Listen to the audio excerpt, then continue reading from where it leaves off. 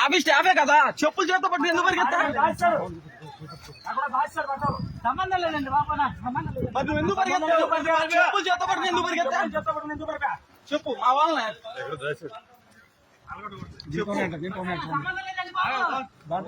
నువ్వు మరి చెప్పులు చేత పట్టి ఎందుకు పరిగెత్తావు? ఎక్కడ ఉంటాయి చూడండి, అక్కడ పడేసి ఉంటాడు. చెప్పు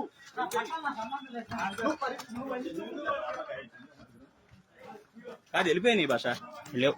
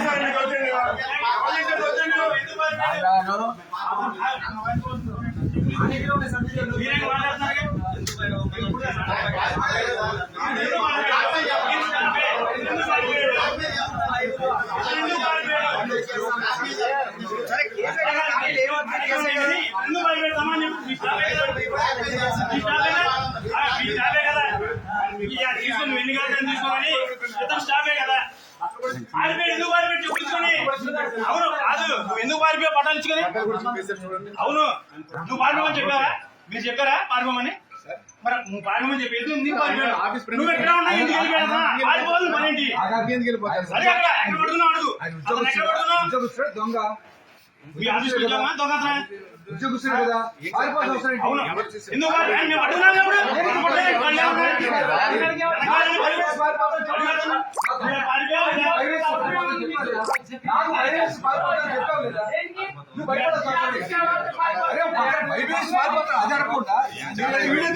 భయపడిపోతావా? నువ్వు తప్పుడు పనులు చేస్తావు, వీడియో తీస్తే భయపడేది ఎవడు ఇక్కడ? తప్పుడు పనులు చేస్తే వీడియో తీస్తే ఎవరు భయపడతాడు ఇక్కడ? ఎక్కడ వేసాడు ఏం చేస్తావు నువ్వు? నువ్వేం చేస్తావు ఇక్కడ? తప్పుడు పనులు చేస్తావు, దొంగతనాలు చేస్తూ దొంగ సంతకాలు పెట్టుకుని ఇయ్యాలని పాటు చిక్కుపడాలా? పారిపోవటం ఏంటి? ఆయన భయపడి పారిపోతున్నా. దొంగతనం చేస్తాడా? అదే దొంగతనం చేస్తాడా? నేరస్తుడు మీద రా చెప్తున్నా.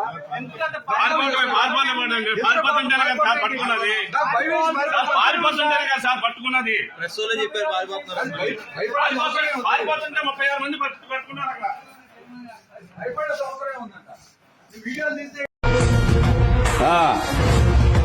ఏడు మాయా ఏడు సంబరం చూస్తున్నావు? ఏడు చేద్దాం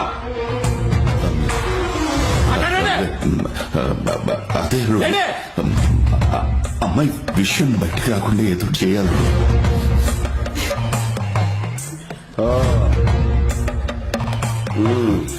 ఏదో చేయాలి, బయట రావు. పేరుని నానికి మతి ప్రేమించినట్లుంది, లేకపోతే అరెస్ట్ భయంతో పిచ్చి పిచ్చి ప్రలాపాలని మాట్లాడుతున్నాం. చరిత్రలో చూసాం, అనేక మంది గాలి కాలగర్భంలో గడిచిపోయారు. ఇలాంటి అవాకులు చవాకులు పేలుతూ అసత్యాలు చెప్తూ ప్రజల్ని మభ్యపెట్టాలని ప్రయత్నిస్తున్నటువంటి వ్యక్తి నిజంగా చాలా దురదృష్టకరం. నిన్న ఆయన మాట్లాడిన మాటలో ఒక్కటి కూడా వాస్తవం లేకుండా అవాస్తవాలు మాట్లాడుతూ చేసింది తప్పు, ఆ తప్పుని కప్పిపుచ్చుకోవడానికి బురద జల్లే కార్యక్రమం. ఆ రోజు అందరికీ తెలుసు, ఎలక్షన్లో నీ కొడుకుని గెలిపించుకోవాలని, నీ కొడుకుని అందరం ఎక్కించుకోవాలని నువ్వు పడరాని పాటలు పడి చేయరాని తప్పులు చేసి ఇళ్ల పట్టాలని దొంగ పట్టాలని సృష్టించి తహసీల్దార్ కార్యాలయంలో ఆ పట్టాలు అర్ధరాత్రి కూడా రాయిస్తూ ఉంటే మేము వెళ్ళి ఆ రోజున అక్కడ పట్టుకున్నది వాస్తవం కాదా? ఆ రోజునటువంటి జేసీ గారు వచ్చింది వాస్తవం కాదా? ఈ రోజున జేసీ గారు, ఆ జేసీ గారు ఆ రోజున మేము ఆఫీస్ ముందు పడుకున్నాం. ఆ పట్టాలు కట్టలు పట్టుకుని నీ అనుయాయులు పారిపోయినటువంటి పరిస్థితులు ఉంటే వాళ్ళని పట్టుకొచ్చాం. ఇవన్నీ వాస్తవం కాదా? పారిపోవాల్సిన అవసరం ఉంది, అర్ధరాత్రి రాయించాల్సిన అవసరం ఉంది. నువ్వు తర్వాత ప్రెస్ మీట్ పెట్టి మాట్లాడినటువంటి మాట వాస్తవం కాదా? స్ట్రీట్ ఫీల్డ్ నువ్వు చెప్తావు, స్ట్రీట్ ఫీల్డ్ పట్టాలు ఇస్తే తప్పేంటి అంటూ. మాస్టర్ ప్లాన్లో మార్చావా? ఎక్కడన్నా ఉందా? నేను చెప్తా ఉన్నా, RUE అంటే ఏంటి? Regulation of unobjectionable encroachments. అక్కడ అందులో క్లియర్గా ఉంది, నువ్వు ఇచ్చిన దాంట్లో అవన్నీ కూడా అబ్జెక్షనబుల్ ఎంక్రోచ్మెంట్సే. రోడ్డు మీద వేస్తే అవి అన్అబ్జెక్షనబుల్ ఎలా అవుతుంది? ఖాళీగా ఉన్నటువంటి స్థలాల్లో లేకపోతే ఖాళీ పోరంపోకు స్థలాల్లో ఇల్లు వేసుకుని ఉంటే వాటికి పట్టాలు ఇస్తే అది కరెక్ట్ అవుతుంది, రెగ్యులర్ చేసుకోవచ్చు. కానీ వాంటెడ్గా నువ్వు ఎన్నికల్లో నీ కొడుకుని గెలిపించుకోవాలని చెప్పి దొంగ పట్టాలు సృష్టించి అవన్నీ కూడా బయటకు వచ్చి దాని మీద విచారణ జరుగుతూ ఉంటే ఇవాళ గజ గజ గజ గజ ఉనికిపోతా ఉన్నాడు. పారిపోయారు తండ్రి కొడుకులు ఇద్దరు, ఇల్లు వదిలిపెట్టి పారిపోయారు. ఆ రోజున మీరు చెప్తా ఉన్నారు సునీల్, అతను ఎలక్షన్ ముందు కూడా ఉన్నాడని చెప్తా ఉన్నారు. జూన్ 2023 అతను ట్రాన్స్ఫర్ అయ్యాడు బాపులపాడు మండలానికి. 2024 మార్చి 14న మీరు ఈ పట్టాలు సృష్టించారు, సంతకాలు పెట్టించారు. అది వాస్తవం కాదా? మీరు ఒక పచ్చి అబద్ధం ఆడుతూ ఉన్నారు. ఎన్నికల కోడ్ వచ్చే వరకు తహసీల్దార్గా సునీలే ఉన్నాడని చెప్పి పచ్చి అబద్ధం ఆడుతూ ఉన్నారు. అసలు మనిషివా నువ్వు? వయసు పెరిగింది, సిగ్గు అనిపించట్లేదు. ఇంకా ప్రజలు బుద్ధి చెప్పారే, అతి దారుణంగా ఓడగొట్టారే నిన్ను. సిగ్గు లేకుండా ఇంకా వచ్చి పచ్చి అబద్ధాలు ఆడుతూ ఉన్నావి. నిన్న నువ్వు చెప్తా ఉన్నావు తహసీల్దార్ సునీలే ఉన్నాడు. మతి భ్రమించిందా? మైండ్ దొబ్బిందా? మైండ్ దొబ్బి ఏదో మాట్లాడుతూ ఉన్నావు. అతను ఎలక్షన్ డ్యూటీ కింద అనపర్తిలో ఉన్నాడు. ఇవాళ ఇన్ని పచ్చి అబద్ధాలు ఆడుతూ ఇవాళ బియ్యం స్కామ్. ఇవాళ బియ్యం స్కామ్ ఏంటి? వాస్తవం కాదా? నీ గోడౌన్లో 8,000 బస్తాలు మాయమైంది, వాస్తవం కాదా? ఆ గోడౌన్ ఎవరి పేరు నుండి వాళ్ళ మీద విచారణ జరుగుద్ది. నీకు మీ భార్య మీద అంత ప్రేమ ఉంటే మానసికంగా అప్పుడే చచ్చిపోయానంటావు. నీ భార్య మీద నీకు అంత ప్రేమ ఉన్నట్టయితే ఆ బియ్యం బొక్కేవాడివా? ఆ బియ్యం దొంగతనం చేసేవాడివా? లేకపోతే దొంగతనంగా అమ్ముకునేవాడివా? నీ గోడౌన్ నుంచి లారీలు బయలుదేరి కాకినాడ పోర్టుకి వెళ్ళి అక్కడ టోల్ గేట్ల దగ్గర ఎంత టోల్ గేట్ దగ్గర ఏ సమయంలో కట్టారో మొత్తం కూడా కేసులో రికార్డ్ అయ్యింది. ఇంకా నువ్వు బొంకాలని చెప్పి ప్రయత్నిస్తున్నావు. నీ భార్య మీద ప్రేమ ఉన్నాడు అయితే నువ్వు అలాంటి తప్పుడు పనులు చేయవే. ఇవాళ నీతి కౌరులు చెప్తా ఉన్నావు.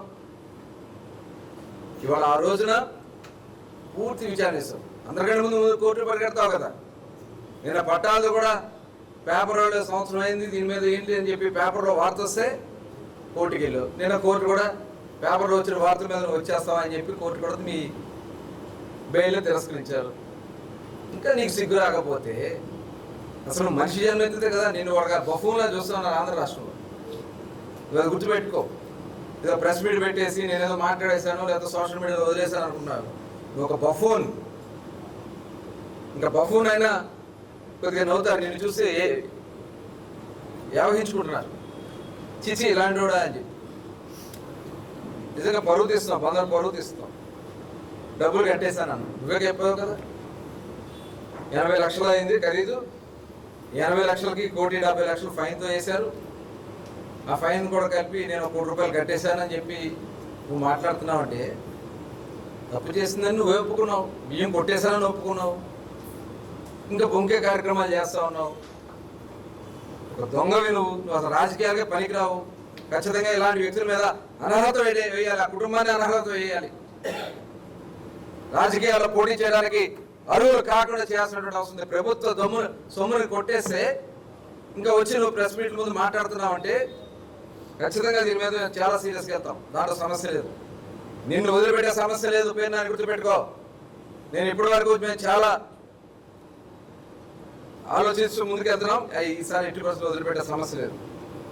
ఎక్కడో షిప్ దగ్గర వాళ్ళ మీద కేసు కట్టలేదు, వీళ్ళ మీద కేసు కట్టలేదు. నీ కేసు సంగతి చెప్పు.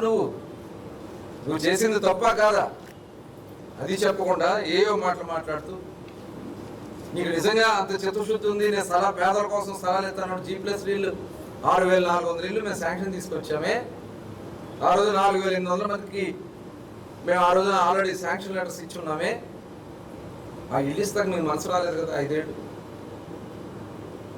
నేను ఏదో జగన్మోహన్ రెడ్డి గారిని అడిగాను, 10,000 మంది ఉన్నారు, ఎంతమంది ఉంటే అంతమందికి ఇచ్చేయండి అని చెప్పి చెప్పారు. ఏమైంది? ఆ G+ ఇల్లు ఏమైనాయి? కట్టిన ఇల్లు ఇస్తానికి కూడా మనసు రానటువంటి దుర్మార్గుడు నువ్వు. కపట నాటకాలు ఆడే ఒక దుర్మార్గుడు నువ్వు.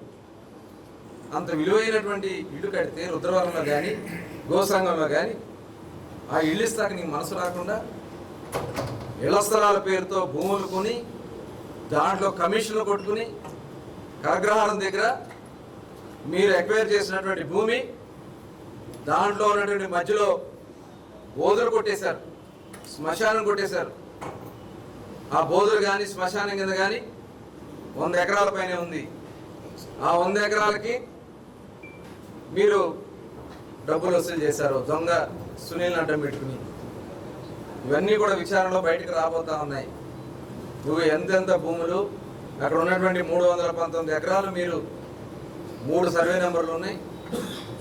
ఆ 3 సర్వే నెంబర్లో బోధుల కింద ఉన్నటువంటి భూమి కానీ శ్మశానం భూమి కానీ అక్కడ ఉన్నటువంటి కొంత పోరంబో కానీ ఇవన్నీ కూడా కలుపుకుని ఇవి కాకుండా ఎకరాకి 10 లక్షల రూపాయలు చెప్పిన కమిషన్ కొట్టుకున్నాం, 5 నుంచి 10 లక్షల రూపాయలు. ఈ వాస్తవం కాదా? ఇవాళ ఇవన్నీ కూడా బయటకు వచ్చేటప్పటికి ఎక్కడ బయటకు వచ్చేస్తాయో అని చెప్పి భయపడతా ఉన్నాం, గడగడలు ఆడిపోతా ఉన్నాం. మెడికల్ కాలేజీలో మీరు భూములు కొన్న దాంట్లో సాక్షాత్తు కాగ్ ఇచ్చింది 8 కోట్ల రూపాయలు దోపిడీ చేశారని కాగ్ నివేదిక ఇచ్చింది. ఇవన్నీ కూడా విచారణ జరుగుతూ ఉన్నాయి. ఇవన్నీ బయటకు వస్తే ఏమైపోతామని చెప్పి ముందే డ్రామాలు ఆడుతూ ఉన్నాం. నన్ను అరెస్ట్ చేయండి. నిన్న మాట్లాడావు, గిలకలు తిండి భూములు ఇస్తామంటే కోర్టులో వేశారు. నేను ఆ రోజున కొనివ్వండి, CRZ భూములు ఇస్తే వాళ్ళకి ఎప్పటికీ పట్టాలు రావు. నేను మొట్టమొదటి నుంచి చెప్తున్నటువంటి వాదన అది, మా పార్టీ సిద్ధాంతం అది. మీరు ఏ భూమి అయినా తీసుకోండి, అబ్జెక్షన్ లేనటువంటి ల్యాండ్ తీసుకుని ఇవ్వండి. మీ CRZ లిమిట్స్లో పట్టాలు ఎప్పటికీ రావు. అలాంటి భూములు ఇచ్చి పేదలను మోసం చేయాలని మీరు ప్రయత్నం చేస్తూ ఉన్నారు. అది కరెక్ట్ కాదని చెప్తే దాని మీద కొంతమంది కోర్టుకి వెళ్తే, నా బంధువు వెళ్ళాడు కోర్టుకి వెళ్ళారు. అయితే నువ్వు ప్రూవ్ చేయాలిగా కాదని. కోర్టు ఇచ్చింది కదా CRZ భూమి అని. కలెక్టర్ గారు వెళ్ళి దండం పెట్టి, అయ్యా తప్పు అయిపోయింది, వేరే కొనిస్తామని చెప్పి కలెక్టర్ గారు ఒప్పందం చేసుకుని వచ్చారు కాబట్టి కొన్నారు మీరు. అక్కడ నేనేదో బందర్కోటలో కొన్నా, దాంట్లో కూడా కమిషన్లు కొట్టుకున్నారు. ఎకరాకి 5 లక్షల రూపాయలు చొప్పున ఎవరెవరి దగ్గర ఎంత తీసుకున్నారు మొత్తం వివరాలు నా దగ్గర లేక కాదు. అవన్నీ CRZ భూములు అని తెలిసినా కూడా దాన్ని కొట్టేసి ఇవన్నీ మీరు మాట్లాడుతూ ఉన్నారంటే ఇంకా సిగ్గు అనిపించాలి. శారదానగర్లో కొన్నాం, గురింగ్బాయిలో కొన్నాం. ఇవాళ మీరు గతంలో ఇచ్చినటువంటి బందరకోట భూములు ఇప్పటికీ ఇంకా కోర్టులో ఉన్నాయి, అక్కడికి పట్టాలు లేవు. బందరకోట దగ్గర దేవనపోయిన రాము గారి భూములు ఉన్నాయి, అందులో పాపం ఇల్లు వేసుకుని ఉన్నారు, పట్టాలు లేవు. వాటి రిజిస్ట్రేషన్ అవ్వాలంటే అవ్వదు. అలాంటివి చేయొద్దు. కరెక్ట్ భూములు కొనండి. ప్రభుత్వం డబ్బులు ఇస్తానంది, కొని మంచి భూములు ఇవ్వని చెప్పడం మేము చేస్తాం తప్ప ఇదంతా ఒక దుర్మార్గమైనటువంటి కార్యక్రమాలు చేసి మీరు దోచుకోవడానికి, కమిషన్లు కొట్టుకోవడానికి మాట్లాడుతున్నటువంటి విధానం. కుమ్మరిగూడ అది వాటర్ బాడీ, వాళ్ళు మోసపోయారు మీ వల్ల. వాళ్ళందరూ కూడా వెళ్ళి ఏదో రేకులు వేసుకుని వేసుకుని మీ వల్ల మోసపోయినటువంటి సందర్భాన్ని ఈ సందర్భంగా మరొకసారి తెలియజేస్తా ఉన్నాను. అలాగే 5వ వార్డులో స్ట్రీట్ ఫీల్డ్ 361/361 SF/361. అసలు SF/361లో అసలు ఆ సర్వే నెంబర్ ఉందా? స్ట్రీట్ ఫీల్డ్ అనేది ఉంటుందా? ఎందుకు ఇలాంటి తప్పుడు అయినటువంటి పట్టాలు మీరు సృష్టించి ఇచ్చి వాటి గురించి అడిగితే మీరు సమాధానం చెప్పలేక ఏదేదో పిచ్చి పిచ్చి వాగుడంతో అవుతున్నారు. రండి, వెళ్దాం రండి. ఇది ఎప్పటికైనా స్ట్రీట్ ఫీల్డ్ అన్న దానికి పట్టాలు వస్తాయా? కక్ష సాధింపుగా పెట్టి ఏదైతే అక్కడ ఉన్నటువంటి బెరాక మందిరం మీద అవతల ఉన్నటువంటి మన కొండపల్లి వాళ్ళ బిల్డింగ్లు కొట్టడానికి 130 అడుగులు పెట్టావి.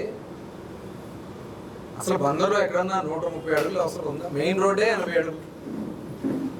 ఉద్దేశపూర్వకంగా కక్ష సాధింపుగా 130 అడుగులు పెట్టించి పెద్ద బిల్డింగ్ కోసం పగలగొట్టినటువంటి వ్యక్తిని నువ్వు.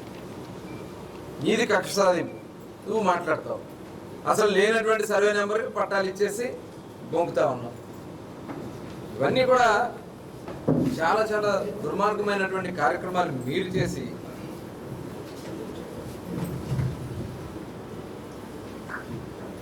ఇంకేదో మేము రైతుల దగ్గర రూపాయలు కొట్టాం. ఏం కొట్టావు చెప్పు? అన్నీ అబద్ధాలు ఆడుతా ఉన్నావి. పోర్టు నేను తెచ్చానంట. 2006లో బందర పోర్టు గోగులేరికి అమ్మేసింది నువ్వు కాదా? 2006 సంవత్సరంలో నాకు రాజశేఖర రెడ్డి గారు ఆనాడు ముఖ్యమంత్రిగా ఉన్నప్పుడు సంతకం పెట్టాడు. నాకేం అభ్యంతరం లేదు, గోగులేరులో పోర్టు కట్టుకోండి అని చెప్పి. వస్తాను ప్రమాణం చేయడానికి? నీకు దమ్ముందా? నువ్వు మొగాడిగా రా. బందర పోర్టుని ప్రజలు మేము కష్టపడి పోరాటం చేసి తెచ్చుకున్నాం. బందర పోర్టుని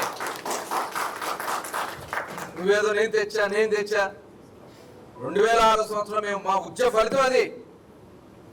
ఆ ఉద్యమ ఫలితంగానే బందర పోర్టు బందర్లో ఉంది. తర్వాత చెప్పావు మా అమ్మ మీద ఒట్టు పెద్దపట్నం పోర్టు అన్నావు. తర్వాత మళ్ళీ 2014లో పోర్టు పనులు స్టార్ట్ చేయకపోతే ఓనర్ సెంటర్లో మోకాళ్ళ దండేసి ముక్కు నేలకు రాసి రాజకీయ సన్యాసం చేశానన్నావు. పిచ్చి పిచ్చి వాగుడంతా వాగి ఇవాళ ఆ రోజున 2014లో మా ప్రభుత్వం వచ్చిన తర్వాత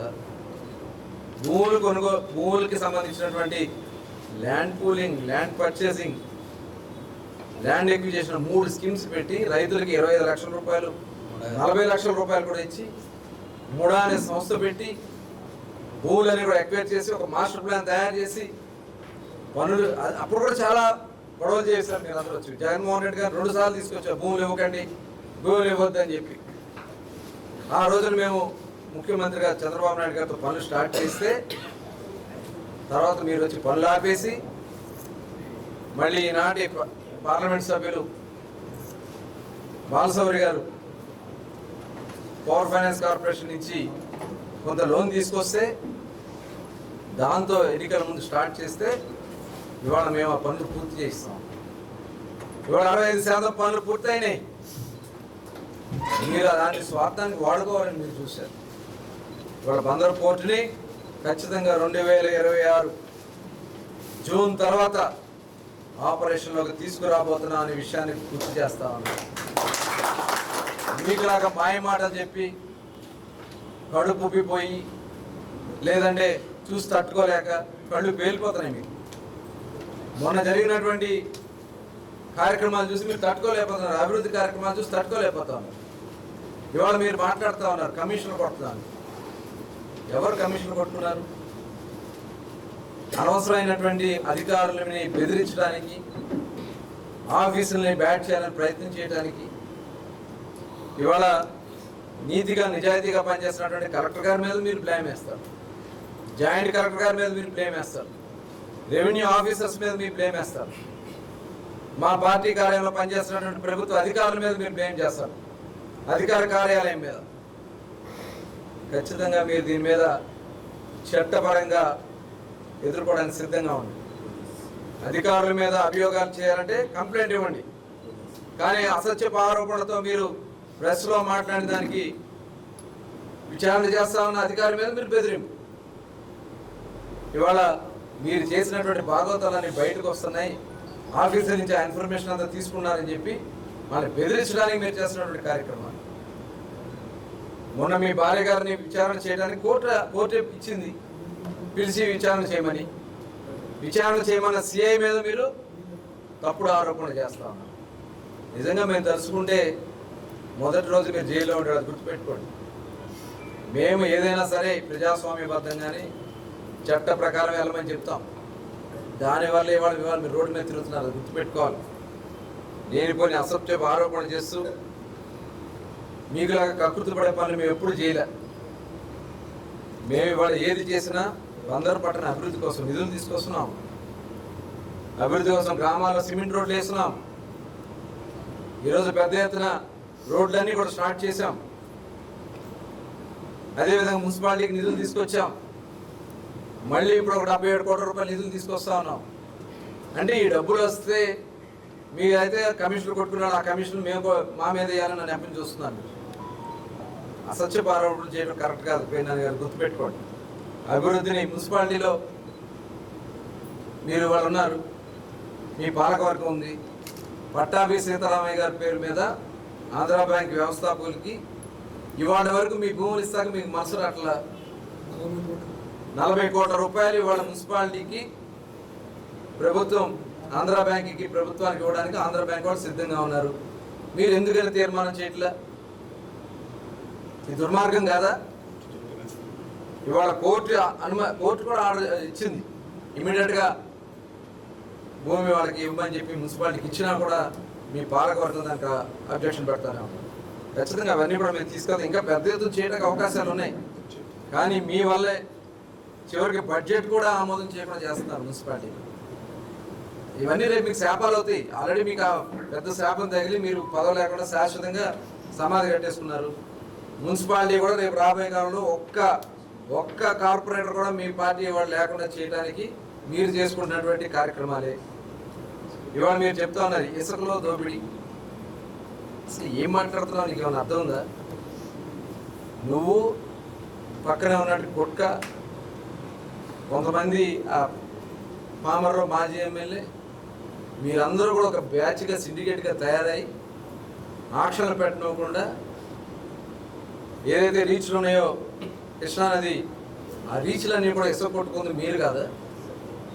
ఇవాళ మేము ఆక్షన్ పెట్టించాం, పారదర్శకంగా ఆక్షన్ పెట్టించి ఆక్షన్లో పాడుకుని వాళ్ళు శాండ్ గతంలో ఎంత రేటు ఉంది, ఇప్పుడు ఎంత రేటు ఉంది, గతంలో అవైలబిలిటీ ఎంత ఉంది, ఇప్పుడు ఎంత ఉంది అవైలబిలిటీ. ఇవాళ మేము ఇవన్నీ కూడా చాలా పారదర్శకంగా చేస్తామంటే అసత్యపు ఆరోపణలు చేసి ప్రజలను ఏదో తప్పుదారి పట్టించాలని నీకు దమ్ముంటే రుజువు చేయి. ఎవరో తీసుకొచ్చి మరి వాళ్ళ సంక్రాంతి రోజు లేదా మీరు వాల్శెట్టి నాంచారి గారు కుమారుడు వాల్శెట్టి బాబు గారు సంక్రాంతి ఫ్లైట్ టికెట్ కొనిపించుకుని టికెట్ కోసం ఢిల్లీకి వెళ్ళినటువంటి రోజులు గుర్తులేవు ఆ పేర్నాని గారు? మీకు సిగ్గు లేకుండా మీకు ఇవాళ మీరు మాట్లాడుతూ ఉన్నారు అతని ద్వారా ఏదో డబ్బులు వస్తున్నాయని. పిచ్చి పిచ్చి మాట్లాడడానికి అర్థం ఉండాలి కదా. ఇవాళ మీరు అంటా ఉన్నారు ముడా భూముల్లో మట్టి కొట్టారు, మొత్తం గూగుల్ మ్యాప్లో తెప్పిస్తున్నాం. కొన్ని తెప్పించాం ఆల్రెడీ. ఎవరి సమయంలో ఎంతెంత లోతులు తవ్వారు, మీరెంత తవ్వారు, మీ షాడో ఎంత తవ్వారు, మీ గ్రామ నాయకులు ఎంత తవ్వారు, మొత్తం వివరాలు తెప్పిద్దాం. చర్చించడానికి సిద్ధంగా ఉన్నావు నువ్వు? నీకు దమ్ముందా? మొత్తం గూగుల్ మ్యాప్స్లో ఉన్నాయి ఎవరి సమయంలో ఎవరు మట్టి కొట్టారనేది. తప్పుడు ఆరోపణలు చేసి తప్పుడు మాటలు మాట్లాడుతూ ఈ రకమైన కార్యక్రమాలు చేయటం చాలా సిగ్గుచేటు. చాలా ఉన్నాయి. ఇవాళ బందర్కి ఒక మంచి కొత్త రూపాన్ని తీసుకురావాలి. బందర్లో ఉన్నటువంటి ఆక్రమణ ఏదైతే డ్రైనేజ్ మీద ఆక్రమణ తీస్తే నీకు కడుపు ఉబ్బిపోతాం. అందరూ చాలా హ్యాపీగా ఉన్నారు, ప్రజలు హ్యాపీగా ఉన్నారు. 5 సంవత్సరాలు చెంచాడు మట్టి కూడా డ్రైనేజీలో నువ్వు తీలా. కాంట్రాక్టర్ డబ్బులు ఇవ్వని కారణంగా ఎవరు బందరైపు వచ్చేవాడు కాదు. ఇవాళ షిల్ట్ మొత్తం తీపిస్తున్నాం అన్ని ప్రాంతాల్లో కూడా. దమ్ముంటే వచ్చి చూపి, ఏదో ఇక్కడ షిల్ట్ తీయలేదని చూపించడం అన్ని వరుసలు తీసుకుంటూ వస్తున్నారు. ఇప్పుడు కూడా ఎదురుకుండా తీస్తున్నారు. కానీ ఎంత బంధాన్ని ఏ రకంగా మనం ముందుకు తీసుకెళ్ళాలి, అవకాశాలు ఏ రకంగా ముందుకు తీసుకెళ్ళాలని మేము ప్రయత్నం చేస్తామంటే తప్పుడు ఆరోపణలు చేసి, తప్పుడు కార్యక్రమాలు చేసి ప్రజలు తప్పుదారి పట్టించాలని, అవాస్తవ విషయాలని కూడా మాట్లాడుతూ ఇవాళ వాళ్ళందరికీ న్యాయం చేస్తాం. మేము వాళ్ళందరితో కూడా మాట్లాడాను. నేను డిగ్రీ చదువుకున్న వాళ్ళని కూడా తీసుకెళ్ళి బడ్డీ కొట్లో కూర్చోబెడుతున్నటువంటి చరిత్ర మీది. వాళ్ళని ఏసీ రూమ్లో కూర్చోబెట్టి ఉద్యోగాలు చేయించే బాధ్యత మేము తీసుకున్నామని తెలియజేస్తాం. మీకులాగా ఏ రకంగా మీ కార్యకర్తలు దోపిడీ చేయాలా, ఇలాంటి కార్యక్రమాలు మీరు చేశారు. ఇవాళ నేను ఇంకోటి కూడా చెప్తా ఉన్నా. మొన్న జరిగినటువంటి మంగినపూడిలో ఒక బీచ్ ఫెస్టివల్ అనేది భారతదేశంలోనే ఏ రాష్ట్రంలో కూడా జరగనంత అతి గొప్పగా కని విని ఎరుగని రీతిలో ఇవాళ భారతదేశంలో ఒక ప్రధానమైనటువంటి ఒక ఈవెంట్గా ఇవాళ మొన్న జరిగినటువంటి మసలా బీచ్ ఫెస్ట్ నిలబడింది. ఇవాళ నువ్వు చెప్తా ఉన్నావు అయిపోయింది, ఇప్పుడు ఏముంది తర్వాత అంటావు. ఇవాళ దాన్ని ఒక టూరిజం స్పాట్ కింద తయారు చేయాలి. ఆ టూరిజం స్పాట్ కింద రేపు నేను ఆల్రెడీ ముందే చెప్పాను మీకు, ప్రతిరోజు అక్కడ కొన్ని వేల మంది రాబోతా ఉన్నారు, కొన్ని వేల కోట్ల ఇన్వెస్ట్మెంట్ రాబోతా ఉన్నాయి. దానికి కావాల్సినటువంటి ఇన్ఫ్రాస్ట్రక్చర్ అంతా మనం తయారు చేస్తున్నాం. ఒక ప్రణాళికాబద్ధంగా మేము ముందుకు వెళ్తున్నాం. అంత ఖర్చు అయిపోయింది, ఇంత ఖర్చు అయిపోయింది. మీరు ఏదన్నా ఒక కార్యక్రమం చేస్తారా బీచ్లో? ఆ రోజున 5 కోట్ల రూపాయలు పెట్టి ఎన్ఆర్జీఎస్లో పెట్టించి దగ్గర 3.5-4 కోట్లు పెట్టి మట్టిని కూడిపించాం. 5 కోట్ల రూపాయలతో వాళ్ళు ఇంటర్నల్ రోడ్స్ వేయించాం. మళ్ళీ 10 కోట్లు తీసుకొస్తే దాన్ని మీరు ఉపయోగించుకోలేకపోయారు. ఇవాళ మళ్ళీ మేము దాన్ని ఒక వైభవాన్ని తీసుకురావడానికి ఒక ఐకానిక్ స్ట్రక్చర్ తయారు చేస్తాం. అలాగే అక్కడ ఒక 100 ఫీట్ ఫ్లాగ్ ఏర్పాటు చేయించాం. దాదాపు 15 నుంచి 20 లక్షల మంది ప్రజలు 4 రోజుల పాటు అక్కడికి విచ్చేశారు. వచ్చిన వాళ్ళందరూ కూడా ఇంత అద్భుతంగా చేశారని వాళ్ళు చెప్తా ఉంటే కనీసం దాని గురించి మన బందరు ప్రాంతంలో జరిగింది అని చెప్పుకోవడానికి కూడా నీకు మనసు రాదే. ఒక దుర్మార్గుడివి, నిజంగా దుర్మార్గమైనటువంటి ఆలోచన విధానం ఉన్న వ్యక్తి. ఇవాళ ఎంతమంది వ్యాపారాలు చేశారు అక్కడ, ఎంతమంది రేపు రాబోయే కాలంలో వ్యాపారాలు చేయబోతున్నారు. ఒక ప్రణాళికాబద్ధంగా ఆలోచించే ఆలోచన ఉన్నటువంటి ప్రభుత్వం మాది. దానికోసమే మేము నువ్వు ఎన్ని అన్నా మేము లెక్క చేసేది లేదు. ఇవాళ బందర్ పోర్ట్ పనులు 1 ఇయర్లో పూర్తి చేసుకోబోతున్నాం. మచిలీపట్నం ఒక టూరిజం హబ్ కింద మంగినపూడి బీచ్ నిలబెట్టబోతున్నాం. అదేవిధంగా ఒక ఇండస్ట్రియల్ పార్క్, దాదాపు ఒక 7,000 ఎకరాలు ఇండస్ట్రియల్ పార్క్ని ఇక్కడ ఏర్పాటు చేయబోతున్నాం. ఎంఎస్ఎంఈ స్కీమ్స్ కింద ఒక 4-5 ప్లేసుల్లో యూత్ కోసం ఒక పార్క్ని ఏర్పాటు చేయబోతున్నాం. అలాగే త్వరలోనే ప్రతి 3 నెలలకి ఒకసారి జాబ్ మేళా కండక్ట్ చేసి 3 నెలలకి మినిమం ఒక 200-300 మందికి ఎంప్లాయ్మెంట్ వచ్చే విధంగా చేయబోతున్నాం. అలాగే ఏదైతే ఎంఎస్ఎంఈలో కూడా కొంతమందిలో చిన్న చిన్న యూనిట్లు పెట్టించి అటు గవర్నమెంట్ ఆఫ్ ఇండియాతో కానీ రాష్ట్ర ప్రభుత్వం నుంచి కానీ కార్పొరేషన్ నుంచి కానీ వాళ్ళకి నిధులు కేటాయింపు చేసి వాళ్ళని ఆర్థికంగా బలోపేతం చేయాలనే లక్ష్యంతో మేము పనిచేస్తాం. అదేవిధంగా మచిలీపట్నంలో ఉన్నటువంటి రోడ్లన్నీ కూడా సుందర నగరంగా మచిలీపట్నాన్ని నిర్మాణం చేయబోతాం. ఇవాళ ఇవన్నీ కూడా ఒక ప్రణాళికాబద్ధంగా చేసుకుని ముందుకెళ్తాం. నువ్వు చేసినటువంటి పాపాలు నిన్ను వెంటాడతాయి. నీ నిద్రలేని రాత్రులే గతంలో కూడా చెప్పాం. నిద్రలేని రాత్రులే గతంలో కూడా నువ్వు చేసినటువంటి పాపాలే. మేము చేసినవి కాదు కదా, మేము సృష్టించినవి కాదు కదా. దొంగ పట్టాలు మేమేమన్నా సృష్టించామా? బియ్యం కొట్టేయడం మేమేమన్నా సృష్టించామా? అవన్నీ నువ్వు చేసుకున్న పాపమే. బినామీ పేరుతో మీ అత్తమామలు ఉన్నట్టు పేరు పెడలు అన్నీ కూడా మార్పించుకున్నావు. ఇవాళ మీ అనుయాయులు ఎవరెవరి పేరుని ఎంతెంత చేసి ఆల్రెడీ చిట్టా వెళ్ళిపోయింది. దాని మీద విచారణ జరుగుతుంది, స్టార్ట్ అవుతుంది. మొత్తం కూడా ఎక్కడెక్కడ మీ భూములు ఉన్నాయి, ఎక్కడెక్కడ ఎంత కొట్టుకున్నావు, మీ కార్యకర్తలు ఇంకా మోసం చేయాలని ప్రయత్నం చేస్తున్నావు. నేను ఈ సందర్భంగా వైఎస్ఆర్ పార్టీ నాయకులకి కార్యకర్తలకు చెప్తా ఉన్నాను, మీరు పేరుని పట్టుకుంటే ఒక్కతో ఒక పట్టుకుని గోదావరి మీరు మునిగిపోతారు. ఆయన ఎక్కడ మునిగిపోయాడు ఆల్రెడీ, మీరు కూడా మునిగిపోతారు. ఆయన ఏదో రకం పారిపోయి మీరు దాక్కుంటాడు ఎక్కడ అది గుర్తు పెట్టుకోవాలని చెప్పి తెలియజేస్తూ, చేసిన పాపాలు ఎంటాడు ఎక్కడికి పోవు. మేము పనిచేసేది బందరు ప్రతిష్ఠ కోసం. బందర్ని ఏ రకంగా అటు ఏ కార్యక్రమాలు చేస్తే ఇప్పుడు చూస్తున్నాం, పోర్ట్ అవుతుంది. పోర్టుతో పాటు ఇన్లాండ్ వాటర్వేస్ అమరావతికి కనెక్టివిటీ చేయాలి. దానికి కావాల్సిన ప్రణాళికలు మేము తయారు చేస్తాం. మీరు ఒకటి చేయండి, నేను ఇది చేశాను చెప్పానండి.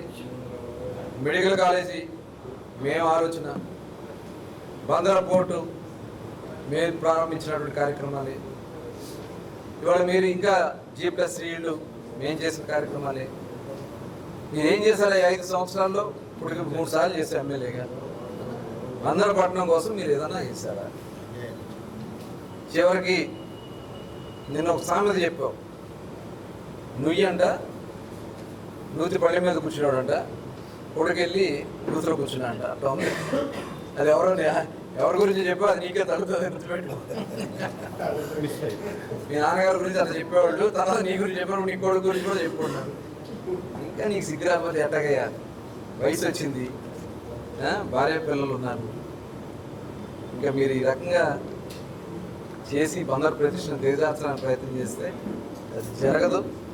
మేము అటు కేంద్ర రాష్ట్ర ప్రభుత్వాల సహకారంతో బందరు పట్టణానికి ఒక నూతన ఆలోచన విధానంతో ప్రజల భాగస్వామ్యంతో మేము ముందుకెళ్తామని మరొకసారి తెలియజేస్తాం.